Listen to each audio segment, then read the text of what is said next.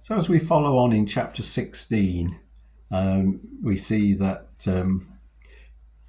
at the end of the last readings, Sarai said to Abraham, choose between me or her, was basically what he was saying. And of course, he chose his wife. And then he casts her out, and she goes into the wilderness. And naturally you think, well, a cruel thing to do. But this is how the story is. And there's a point to this story, and we will see that as we go along. But having cast her out, God sees her, and he sends an angel to her.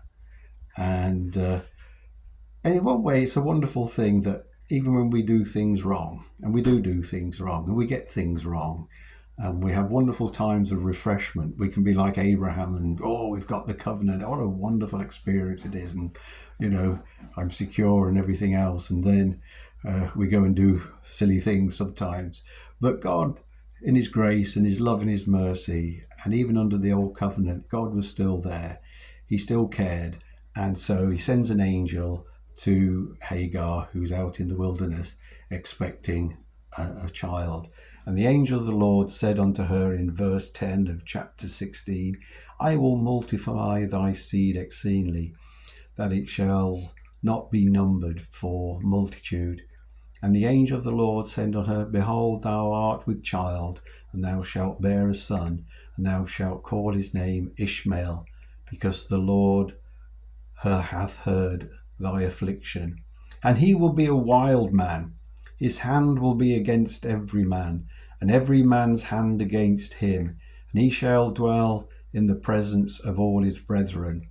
And she called the name of the Lord that spoke unto her, Thou God seest me. For she said, Hath I also looked after him that seeth me? And Hagar in verse 18 says this, that Hagar bare Abram a son, and Abram called his son's name, which Hagar bare, Ishmael. So Ishmael was born of the flesh, born out of us trying to help, or Abram trying to help God out. And it's always the same. So that which came, and God said, there's going to be enemy. He's going to be a wild man, and he's going to be against everybody. He's going to, it don't look pretty good, does it?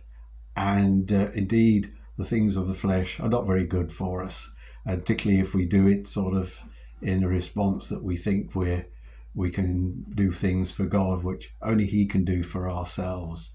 And here we have that experience.